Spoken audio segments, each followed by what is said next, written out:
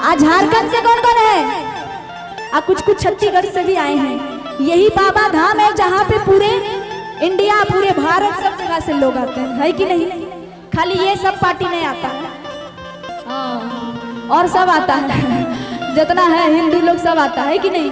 बोलिए बाबा भोलेनाथ की। देखिए एगो लड़की का मजबूरी कि बिहार में रही हो, झारखंड में पढ़ी हो, की बात है हो मजबूरी बाबा। पकड़ना भाई, ध्यान किधर है? कि बिहार में रही हो, झारखंड में पढ़ी हो, की बात है हो मजबूरी बाबा। किसी को बोलिएगा नहीं ना, किसी को बोलिएगा नहीं ना कि हमरा पसंद एगो छौड़ा बाबा, तनी से कराई गाना हो बाबा। हमरा पसंद एगो छौड़ा बाबा, तनी से कराई गाना हो बाबा। बिहार में रही हो, झारखंड में पढ़ी हो, की बात नहीं हो मजबूरी बाबा। बिहार में रही हो, झारखंड में पढ़ी हो, की बात नहीं हो मजबूरी। जिसको हम सबको तो ये सब बात बता नहीं सकते, लेकिन उनसे तो बोल सकते हैं जो देवों के देव महादेव हैं। आई लड़का सब खाली झूठ बोलता है, जानते हैं सर? ये लोग जल चढ़ा नहीं आता है और बोलता है वही कि बढ़िया मेहरारू देख लीजिएगा बाबा। हाँ तो अब हमारा भी तो शादी का उम्र हो रहा है, तो अपने लायक मांगेंगे ना हम, हैं कि हमरा पसंद एगो छौड़ा बाबा, तनी से कराई गाना हो बाबा। हमरा पसंद एगो छौड़ा बाबा,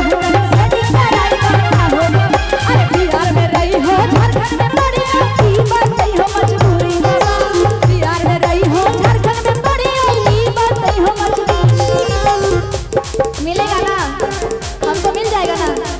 हमरा पसंद एगो छौड़ा बाबा, तनी से कराई गाना हो बाबा। हमरा पसंद एगो छौड़ा बाबा, तनी से कराई गाना हो बाबा।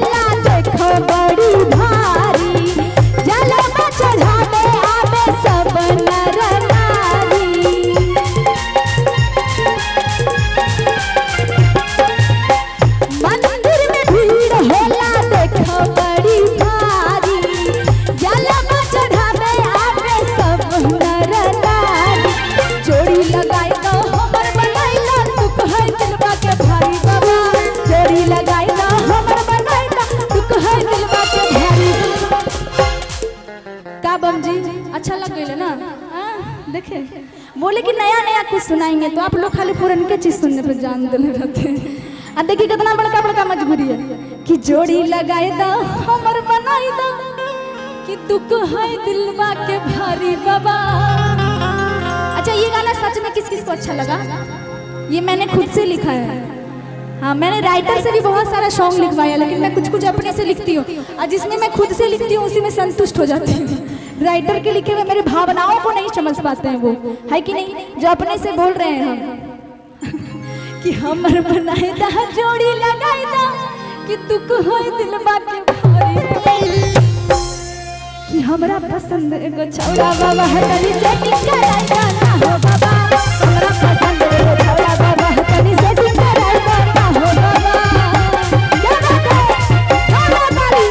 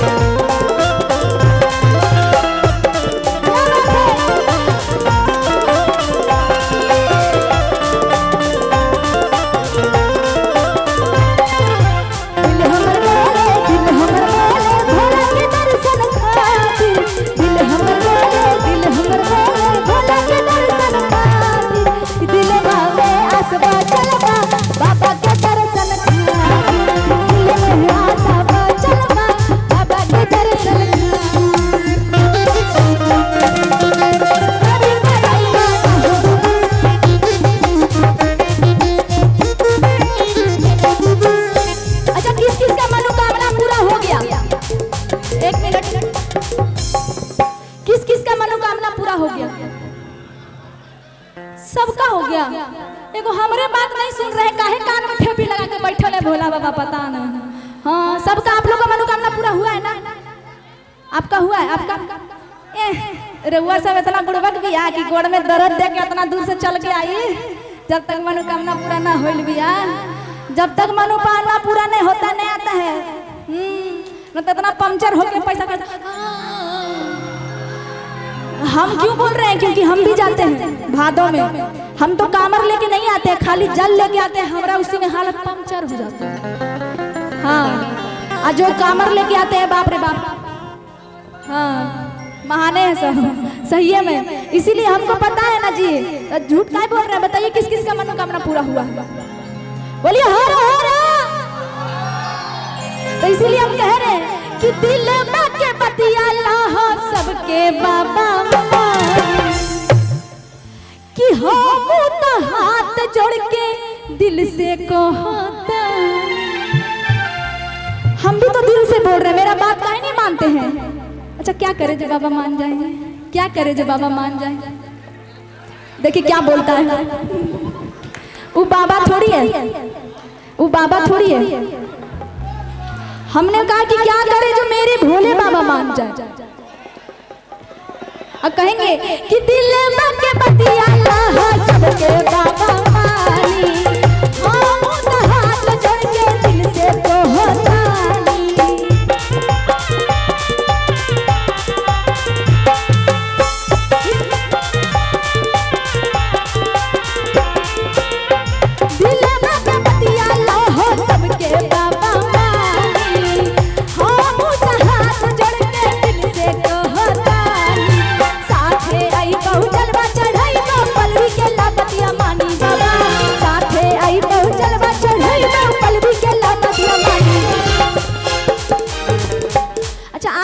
पसंद है कि नहीं?